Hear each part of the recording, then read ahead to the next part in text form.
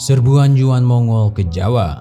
Serbuan Yuan Mongol ke Jawa adalah invasi Kekaisaran Tiongkok Mongol di bawah dinasti Yuan ke Pulau Jawa. Pada tahun 1292, Kublai Khan atau Khan Besar terakhir, Khan Agung Kekaisaran Mongol dan merupakan pendiri dinasti Yuan. Dia merupakan putra kedua dari Toloi Khan dan Kublai Khan merupakan cucu dari Genghis Khan. Kublai Khan pada saat itu mengirim invasi besar ke Pulau Jawa. Serbuan ini merupakan ekspedisi untuk menghukum Raja Kertanegara dari Kerajaan Singasari yang menolak membayar upeti dan bahkan melukai utusan Mongol. Bagaimana Mongol bisa gagal dalam invasi ke Jawa?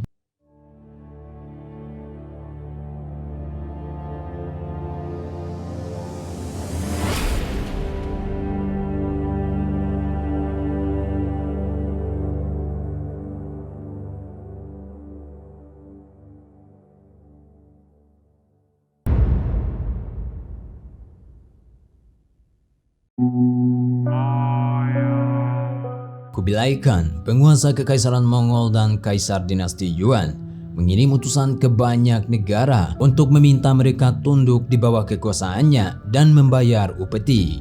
Mensi atau Mengki, salah satu utusannya yang dikirim ke Jawa, dan dia tidak diterima dengan baik di Jawa.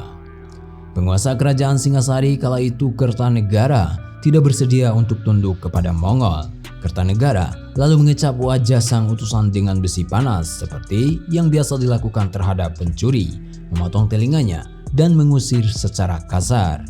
Saat mengetahui itu, Kublai Khan sangat terkejut dan marah dengan kejadian tersebut. Lalu pada tahun 1292, Kublai Khan pun memerintahkan dikirimkannya ekspedisi untuk menghukum Kertanegara yang dia sebut orang barbar. Serangan ini juga memiliki tujuan lain. Menurut Kublai Khan sendiri, jika pasukan Mongol mampu mengalahkan Jawa, negara-negara lain yang ada di sekitarnya akan tunduk dengan sendirinya. Dengan begitu, dinasti Yuan Mongol dapat menguasai jalur perdagangan laut Asia karena posisi geografis Nusantara yang strategis dalam perdagangan. Berdasarkan naskah Yuan Shi atau sejarah dinasti Yuan, 20.000 hingga 30.000 prajurit dikumpulkan dari Fujian, Jiangxi, dan Huguang di Tiongkok Selatan bersama dengan 500 hingga 1.000 kapal serta bekal untuk 1 tahun. Pemimpinnya saat itu adalah Sibi orang Mongol, Ikamese orang Uighur yang berpengalaman dalam pelayaran laut, dan Gaoxing orang Tiongkok. Sementara itu, Singasari menjadi kerajaan yang paling kuat di wilayah tersebut. Setelah mengalahkan Malayu Dharmasraya di Sumatera pada tahun 1290, Kertanegara mengirimkan pasukan besar-besaran ke Sumatera dalam kampanye yang disebut kampanye Pamalayu. Namun di lain pihak, pada tahun 1292, Jaya Katuang Adipati Kediri, negara bawahan Singasari, memberontak melawan Kertanegara dengan memanfaatkan kesempatan karena kurangnya tentara yang menjaga ibu kota dikarenakan banyak pasukan yang telah dikirim dalam kampanye Pamalayu sebelumnya. Pemberontakan Jaya Katuang dibantu oleh mantan sahabat Kertanegara, yaitu Banyak Wide atau Arya Wiraraja, yang diam-diam membenci Kertanegara sejak ia dicopot dari jabatan menteri atau Demang Singasari dan dikirimkan ke Madura sebagai gubernur di Sumeneb. Pasukan Kediri menyerang Singasari serentak dari sayap utara dan selatan. Raja hanya mengetahui dan memperhatikan invasi dari utara dan mengutus menantunya Nararya Sanggrama Wijaya atau Raden Wijaya ke utara untuk menumpas pemberontakan. Serangan utara berhasil dikalahkan, tetapi serangan selatan di bawah komando Kebo Mundarang tetap tidak terdeteksi hingga mencapai dan menjarah ibu kota Kutaraja yang belum siap. Jaya Katuang kemudian menyerang dan membunuh Kertanegara pada upacara sakral Tantra saat meminum arak, sehingga mengakhiri kerajaan Singasari. Kematian Kertanegara dan jatuhnya Singasari telah tercatat dalam prasasti Gajah Mada pada bulan Jesa tahun 1214 Saka yang diartikan sebagai April hingga Mei 1292 atau antara tanggal 18 Mei hingga 15 Juni 1292. Mengetahui jatuhnya ibu kota Singasari ke tangan pemberontak Kediri, menantu Kertanegara Raden Wijaya berusaha kembali dan mempertahankan Singasari, namun gagal. Ia dan ketiga rekannya, Ranggalawe, Sora, dan Nambi, mengasingkan diri ke Madura di bawah perlindungan Bupati Arya Wiraraja yang memihak ke Jayakatwang. Menantu Kertanegara Raden Wijaya tunduk ke Kediri dan diampuni oleh Jayakatwang dengan bantuan Arya Wiraraja. Raden Wijaya kemudian diberi tanah hutan di Tarik. Dia membuka hutan itu dan mendirikan sebuah desa di sana. Desa itu diberi nama Majapahit yang diambil dari nama buah maja di sana yang memiliki rasa yang pahit sehingga jadilah namanya Majapahit.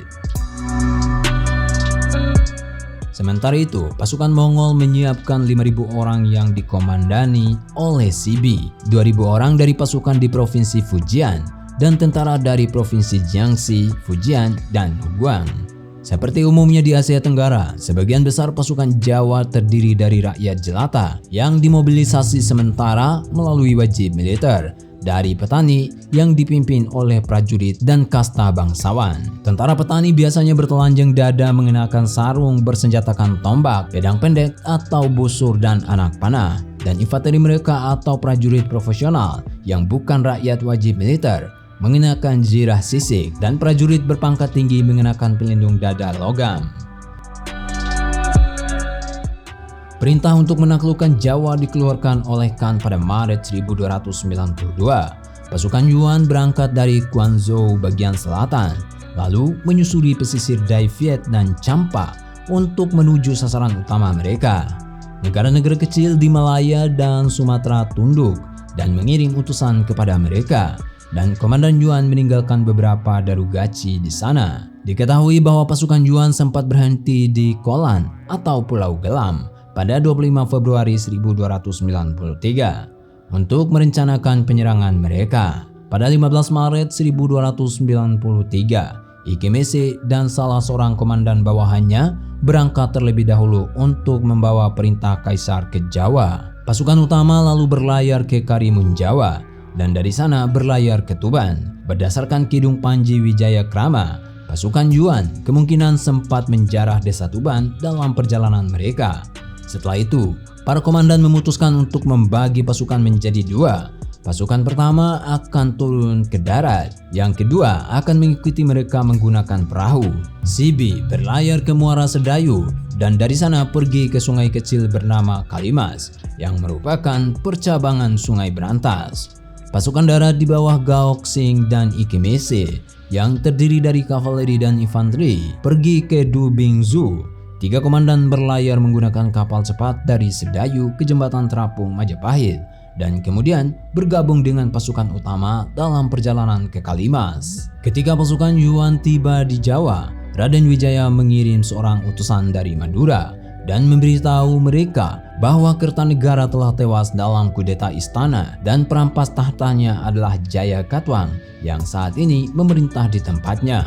Lalu Raden Wijaya berpikir untuk melawan Jayakatwang, lalu bersekutu dengan pasukan Mongol untuk mengalahkan Jayakatwang.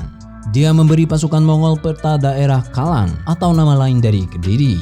Berdasarkan Yuansi, Raden Wijaya pada awalnya sudah berusaha menyerang Jayakatwang sendirian, namun tidak berhasil. Sampai kemudian dia mendengar tentang kedatangan pasukan Yuan. Raden Wijaya lalu meminta bantuan mereka. Sebagai balasannya, Raden Wijaya berjanji akan tunduk pada kekuasaan Yuan dan juga menjanjikan menghadiahi 2 orang putri jika tentara mereka berhasil menghancurkan Kediri. Pada tanggal 22 Maret, semua pasukan telah berkumpul di Kalimas. Di hulu sungai terdapat istana Raja Tumapel atau Singasari. Sungai ini adalah jalan masuk ke Jawa dan di sini mereka memutuskan untuk bertempur. Seorang menteri Jawa memblokir sungai dengan menggunakan perahu. Para komandan Yuan kemudian membuat perkemahan berbentuk bulan sabit di tepi sungai. Mereka menginstruksikan pasukan air, kavaleri, dan infanteri untuk bergerak maju bersama, yang kemudian berhasil menakuti menteri Jawa. Sang menteri meninggalkan perahunya dan melarikan diri di malam hari. Lebih dari 100 perahu besar dengan kepala setan di haluan direbut oleh pasukan Yuan. Setelah itu sebagian besar tentara ditugaskan untuk menjaga muara Kalimas. Sementara pasukan utama mereka bergerak maju. Utusan Raden Wijaya mengatakan bahwa Raja Kediri telah mengejarnya ke Majapahit dan memohon pasukan Yuan untuk melindunginya. Karena posisi tentara Kediri tidak dapat ditentukan, tentara Yuan kembali ke Kalimas. Setelah mendengar informasi dari Ikemese bahwa pasukan musuh akan tiba malam itu, tentara Yuan berangkat ke Majapahit. Pada 14 April, pasukan Kediri tiba dari 3 arah untuk menyerang Wijaya. Lalu pada pagi hari tanggal 15, Ikemese memimpin pasukannya untuk menyerang musuh di barat daya, tetapi tidak dapat menemukan mereka. Gaoxing bertempur melawan musuh di arah tenggara. Akhirnya memaksa mereka melarikan diri ke pegunungan. Menjelang tengah hari, pasukan musuh datang dari tenggara. Gaoxing menyerang lagi dan berhasil mengarahkan mereka di sore hari. Pada 22 April, pasukan dibagi 3 untuk menyerang Kediri dan disepakati bahwa pada tanggal 26 mereka akan bertemu di Daha untuk memulai serangan setelah mendengarkan tembakan Pao atau meriam. Pasukan pertama berlayar menyusuri sungai. Pasukan kedua yang dipimpin oleh Ikemese berjalan di tepi sungai bagian timur, sementara pasukan ketiga yang dipimpin oleh Gaoxing berjalan di tepi sungai barat. Raden Wijaya dan pasukannya berjalan di belakang. Tentara tiba di Daha pada tanggal 26 April. Di sana, Pangeran Kediri mempertahankan kotanya dengan pasukannya. Pertempuran berlangsung dari pukul 6.00 hingga 14.00. Setelah menyerang 3 kali, pasukan Kediri dapat dikalahkan dan melarikan diri. Sementara pasukan Mongol dan Kediri sedang bertempur, pasukan Majapahit menyerang kota dari arah lain dan dengan cepat mengalahkan penjaganya. Raden Wijaya pergi ke istana dan membebaskan sang putri yang telah ditawan oleh Jayakatwang dan kedua dayangnya.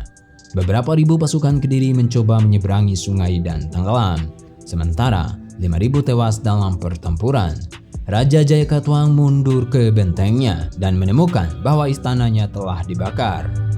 Pasukan Mongol kemudian mengepung kota Daha dan meminta Jayakatwang menyerah. Pada sore hari, Jayakatwang menyatakan takluk kepada bangsa Mongol. Tentara Yuan menangkap Jayakatwang, putranya, istrinya, dan semua pejabatnya, lalu merampas harta yang bernilai 50 juta yuan. Kebo Mundarang yang bertempur di selatan dikalahkan dan melarikan diri, tetapi akhirnya ditangkap. Dia dibawa ke sebuah daratan dan dieksekusi. Setelah Jayakatwang dikalahkan oleh pasukan Mongol, Raden Wijaya kembali ke Majapahit, berpura-pura hendak menyiapkan pembayaran upeti untuk Mongol dan meninggalkan sekutu Mongolnya berpesta merayakan kemenangan mereka. Sibi dan Ikemese mengizinkan Raden Wijaya kembali ke daerahnya untuk menyiapkan upeti serta surat penyerahan diri. Namun Gaoxing tidak menyukai hal ini dan dia memperingatkan 2 komandan lainnya.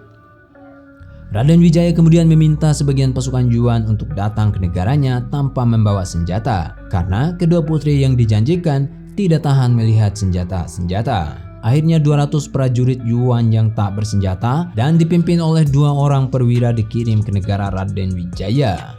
Akan tetapi pada tanggal 26 Mei, Raden Wijaya dengan cepat memobilisasi pasukannya dan menyergap rombongan pasukan Yuan.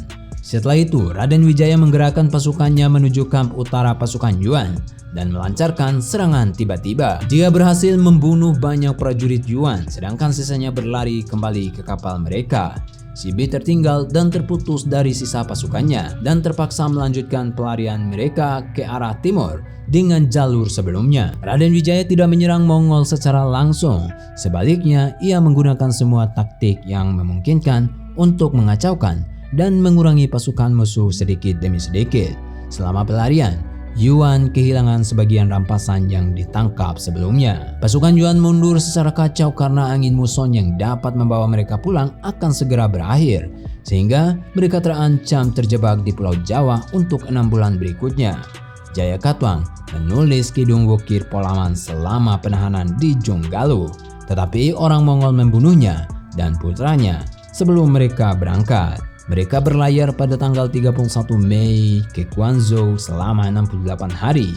Prasasti Kudadu mungkin mengisyaratkan adanya pertempuran antara armada Jawa yang dipimpin oleh Rakyan Mantri Arya Adhikara dengan armada Mongol Cina.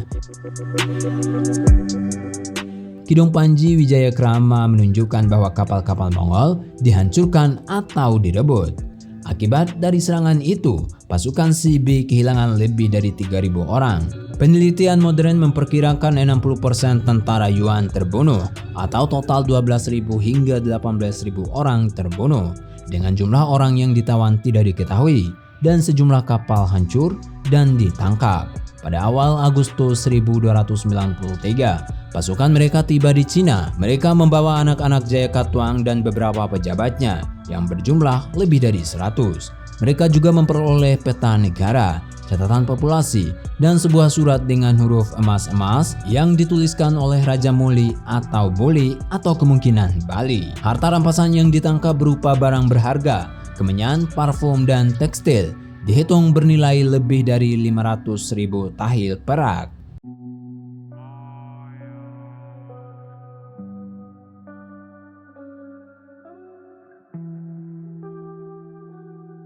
Tiga jenderal Yuan kehilangan semangat karena terusir dari tanah Jawa dan kehilangan banyak prajurit elit. Akhirnya kembali ke Tiongkok bersama sisa pasukan yang selamat. Mengetahui bahwa pasukannya gagal, Kublai Khan menjadi sangat marah.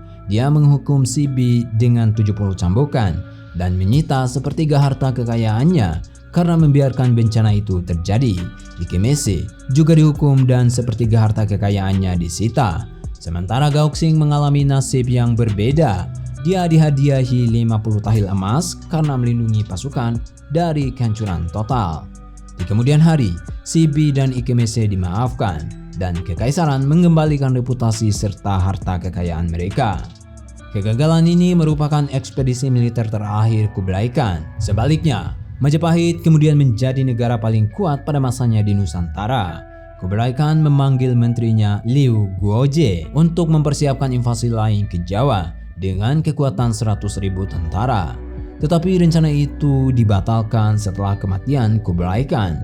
Akan tetapi, tokoh lain yang melewati Nusantara yaitu Ibnu Battuta dan Odorik dari Pordenone melaporkan bahwa Jawa diserang beberapa kali oleh Mongol tetapi selalu berhasil digagalkan. Selain itu, Prasasti Gunung Butak tahun 1294 Masehi sepertinya menyebutkan bahwa Arya Adikara berhasil mencegat invasi laut dinasti Yuan selanjutnya dan mengalahkannya sebelum mereka sampai di Jawa. Serangan ini memperkenalkan senjata mesiu ke Kepulauan Nusantara, yang mana Mahapatih Gajah Mada akan manfaatkan dalam armada Angkatan Laut Jawa selama penaklukan Majapahit.